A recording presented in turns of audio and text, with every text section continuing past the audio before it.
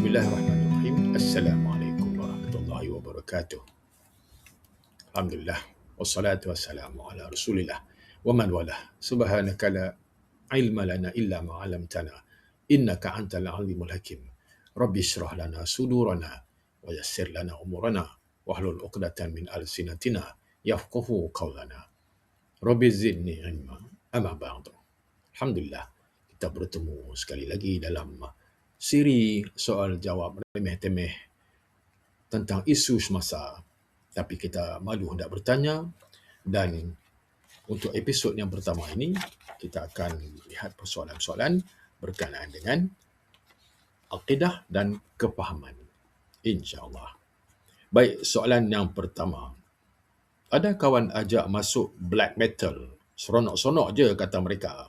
Bolehkah diikut pertubuhan black metal? Jawapan. Tidak syak lagi bahawa apa-apa pertubuhan mestilah tidak bertentangan dengan ajaran Islam.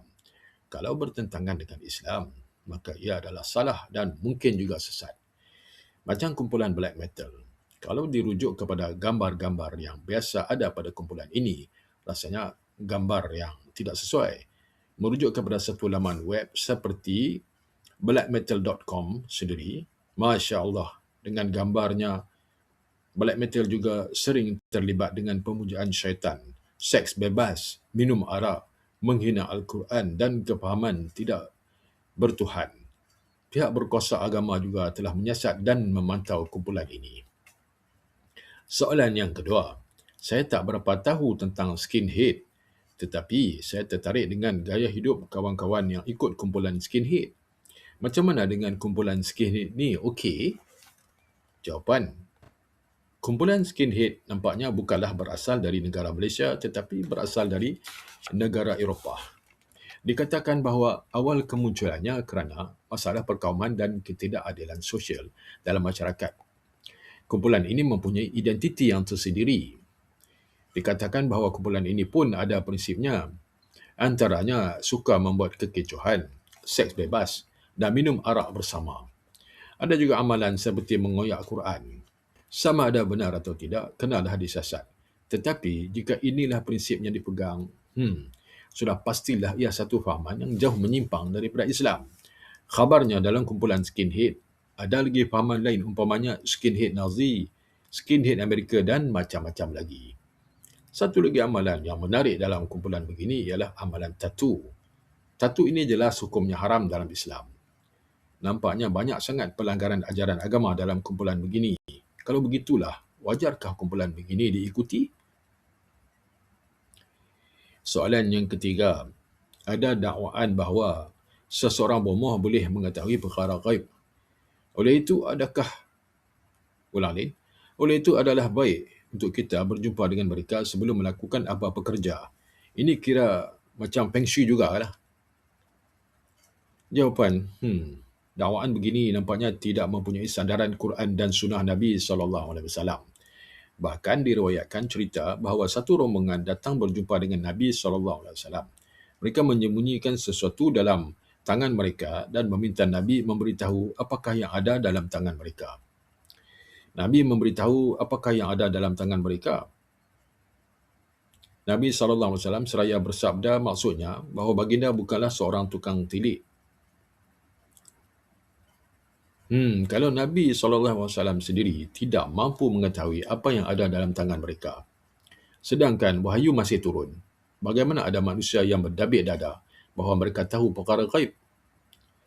Dakwaan mengetahui perkara gaib sebenarnya bertentangan dengan Quran. Firman Allah, A'udzubillahi minasyaitonirrajim. Qul la ya'lamu man fis samawati wal ardil ghaiba illallah. Maksudnya, katakanlah bahawa tidak ada seorang pun di langit dan di bumi yang mengetahui perkara gaib kecuali Allah. Surah Al-Naml ayat ke-65.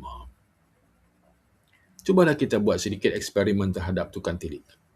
Mintalah mereka meneka apa yang ada dalam tangan kita, meneka bilangan coklat dalam kotak atau apa saja. Adakah jawapannya tepat?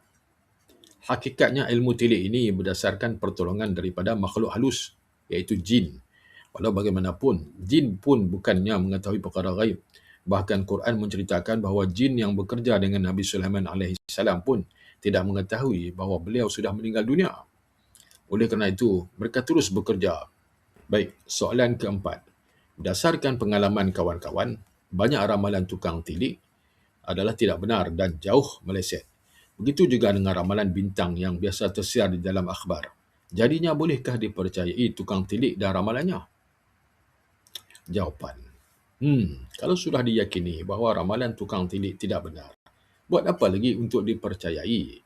Sebenarnya kefahaman mempercayai tukang tilik amat bertentangan dengan akidah Islam. Nabi SAW bersabda yang maksudnya, sesiapa yang datang berjumpa dengan tukang tilik lalu bertanya kepadanya tentang sesuatu serta membenarkannya pada perkataannya, maka tidak diterima baginya solatnya selama 40 hari. Riwayat Muslim. Akidah ini jelas boleh membawa kepada syirik. So, eloklah dijauhi daripada terlibat dengannya. Kadang-kadang ada juga yang suka membaca ramalan bintang seperti Taurus, Aries dan sebagainya. Di dalamnya dinyatakan nasib seseorang sama ada baik atau buruk.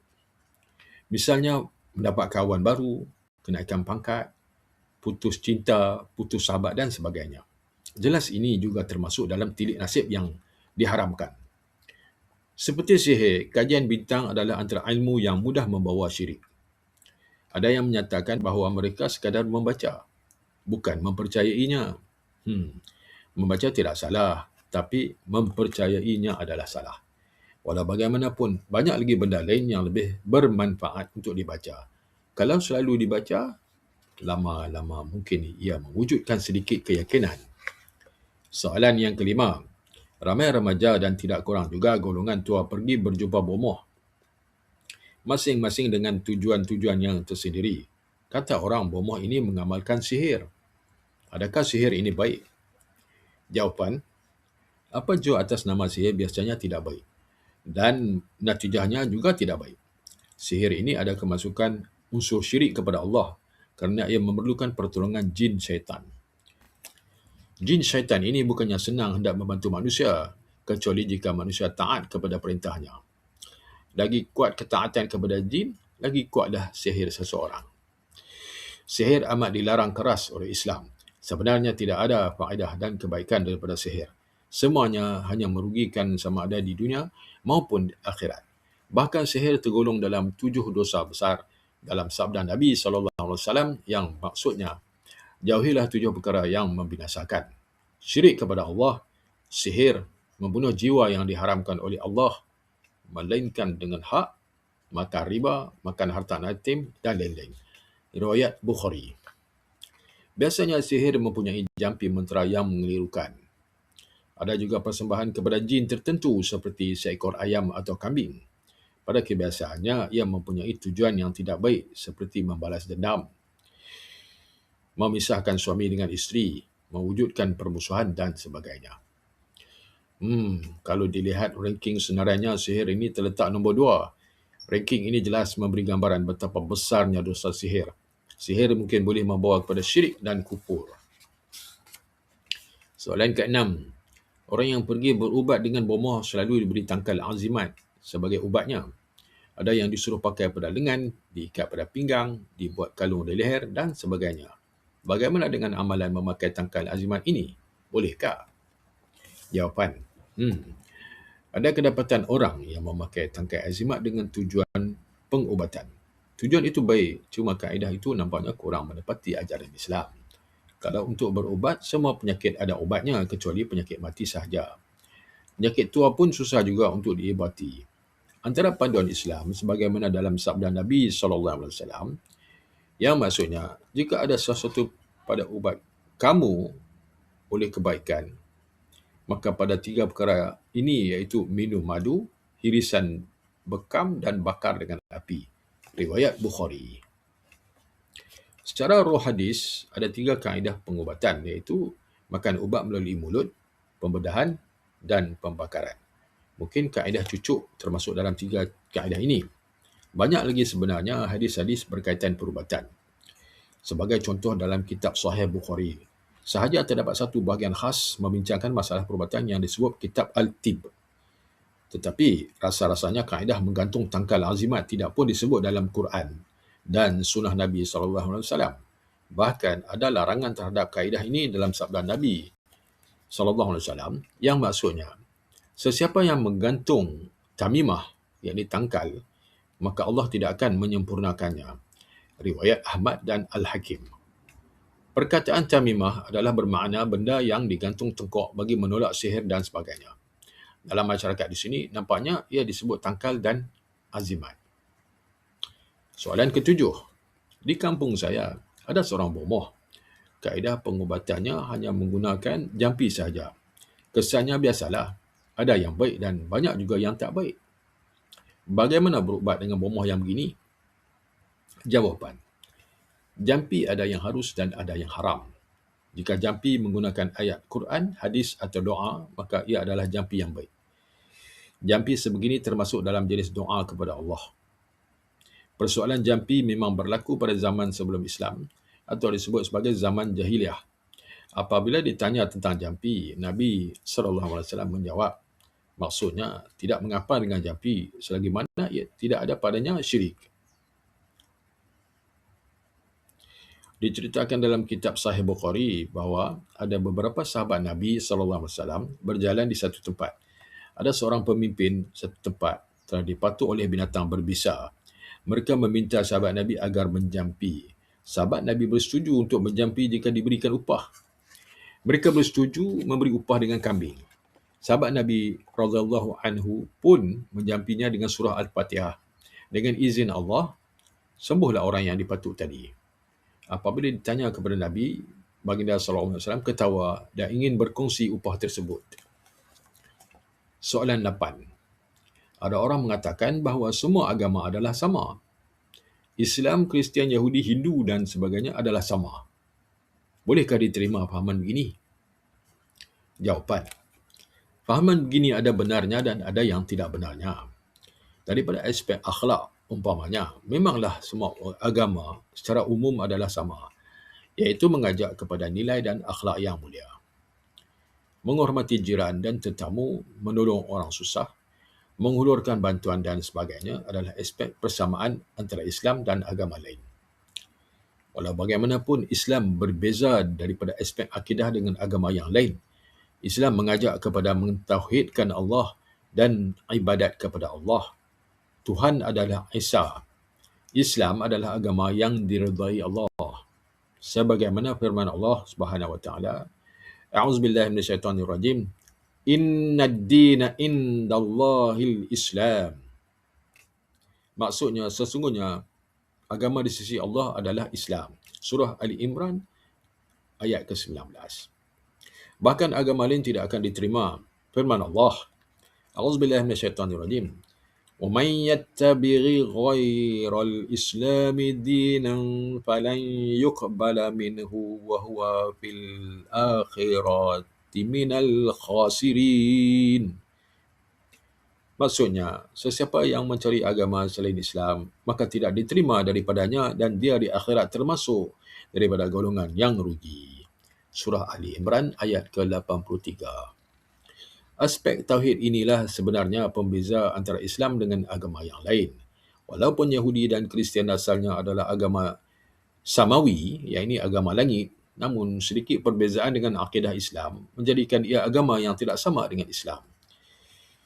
Soalan ke-9. Sekarang ada usaha kembali kepada Islam. Mereka berusaha memberi tafsiran baru kepada Islam. Adakah dalam Islam tafsiran baru dan tafsiran lama? Baguslah kalau begitu. Kembali kepada Islam dan usaha ke arahnya wajar disokong. Jawapan. Ada golongan yang memperalatkan agama untuk kepentingan sendiri. Ada yang mentafsirkan agama hingga melebihkan akal daripada Quran dan sunnah Nabi. Akal adalah penting, tapi ada hadnya. Hukum agama diambil dari Quran dan sunnah. Kalau jelas berlawanan dengan kedua-duanya, nampaknya ia bukanlah satu fahaman yang baik untuk diikuti.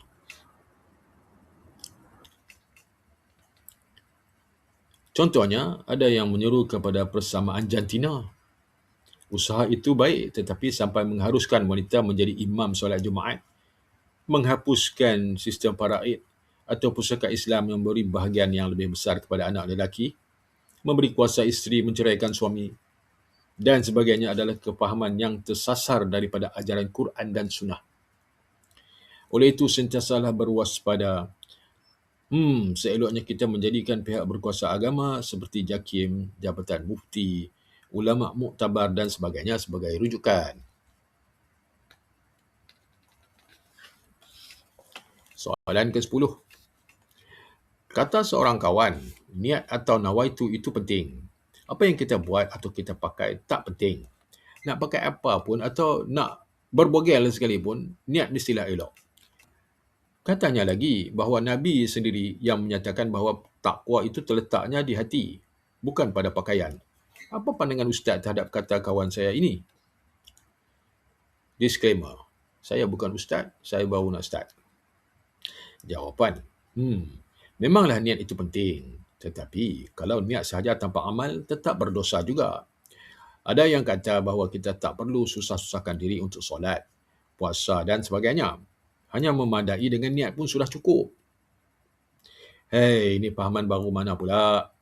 Cuba suruh dia makan dengan hanya niat saja. Adakah perut akan kenyang? Dalam Quran selalu disebut tentang amal soleh. Allah berfirman, A'udzubillahi minasyaitonirrajim. Innal ladzina amanu wa 'amilus solihat. Maksudnya, sesungguhnya orang yang beriman dan beramal soleh. Surah Al-Kahfi ayat 107. Memanglah ada hadis yang menceritakan bahawa Nabi SAW menyebut tentang takwa sambil menunjuk kepada hati. Walau bagaimanapun, Nabi SAW juga menyuruh kita melakukan amalan soleh. Untuk menjadi orang yang diridai Allah, perlulah ada dua perkara, iaitu niat dan amal. Niat yang ikhlas kerana Allah dan amal yang selari dengan ajaran sunnah. Semoga inilah maksud Quran. A'udzubillahi minasyaitonirrajim. Liyabluwakum ayyukum ahsanu amala. Maksudnya, bagi mencuba kamu yang manakah paling baik amalannya. Surah Al-Mulk ayat yang kedua. Kalau niat saja ikhlas, tapi amalan bertentangan dengan Islam, niat itu tidak terpakai. Kalau amal sudah okey, tetapi niat tidak ikhlas, amal itu juga tertolak. Soalan ke-11. Ada yang rajin solat, tapi hidup melarat. Ada yang ingkar suruhan agama, tapi hidup nikmat. Adakah Tuhan tidak adil? Jawapannya, salah kalau kata begitu. Tuhan itu maha adil dalam setiap perkara. Bahkan kezaliman telah diharamkan dan Allah sekali-kali tidak akan menzalimi hambanya. Memang ada kes begitu. Sepatutnya yang rajin bersolatlah, diberi nikmat, manakala yang tidak bersolat, dia azab dunia akhirat. Walau bagaimanapun, itu bukanlah ukuran kasih sayang Allah kepada hambanya. Ada yang sering bergelumang dengan maksiat, tetapi hidupnya kaya raya. Ini hanya di dunia sahaja. Bukankah Allah berfirman, A'udzubillahi minasyaitonirrajim. Ayahsabuna annama numidduhum bihi mim malin wa banin. Nusyari'u lahum fil khairat bal la yash'urun. Maksudnya, apakah mereka menyangka bahawa harta dan anak yang kami kurniakan kepada mereka, bahawa kami bersegera memberikan kebaikan-kebaikan kepada mereka? Tidak. Sebenarnya mereka tidak sedar. Surah Al-Mu'minun ayat ke-55 hingga 56. Masya-Allah. Kadang-kadang nikmat dunia ini akan terus melalaikan seseorang daripada ingat kepada Allah. Dalam satu hadis disebut yang bermaksud, sesungguhnya Allah memberikan dunia kepada sesiapa yang dia suka dan tidak suka. Dan Allah tidak memberi agama melainkan kepada sesiapa yang dia kasihi. Sesiapa yang Allah berikan agama padanya, maka Allah mengasihinya. Riwayat Ahmad. Soalan ke-12. Ada orang yang bersolat dan bertudung, tetapi perangai amat memalukan dan tidak menggambarkan akhlak Islam. Kadang-kadang orang yang tak solat, malah yang bukan Islam pun akhlaknya lebih baik dan sopan. Mana yang lebih baik? Jawapan, tidak dinafikan bahawa memang ada yang bersolat, mengaji agama dengan baik, bertudung tetapi akhlaknya bagai adik sedikit kepada syaitan. Sebaliknya, ada yang malas bersolat tetapi tinggi budi bahasa. Apapun, bukanlah orang yang bersolat itu menjadi hujah atas Islam. Orang yang menjadi hujah ke atas Islam hanyalah pembawa risalah, iaitu Nabi Muhammad sallallahu alaihi wasallam. Segala amalannya, sunnahnya dan akhlaknya semuanya mencerminkan ajaran Islam. Yes, dia bersolat dan melaksanakan kewajipan solat. Soal akhlaknya yang rendah hendaklah juga diperbaiki. Bukan bermakna bahawa apabila dia bersolat, dia boleh melakukan apa saja. Orang yang tidak bersolat sedangkan solat wajib ke atasnya, maka ia satu dosa. Akhlaknya yang mulia akan tetap diberi pahala. Baik, sekian sahaja persoalan-persoalan untuk kali ini. Semoga ada manfaat. Apa yang baik itu adalah daripada Allah Subhanahu Wa Taala, dan yang tidak baik itu daripada kekurangan dan kedaifan diri saya sendiri. InsyaAllah pada episod yang akan datang kita akan lihat persoalan-persoalan tentang persatuan dan pertubuhan. Saya sudahi dengan wabillahi taufik wal hidayah. Wassalamualaikum warahmatullahi wabarakatuh.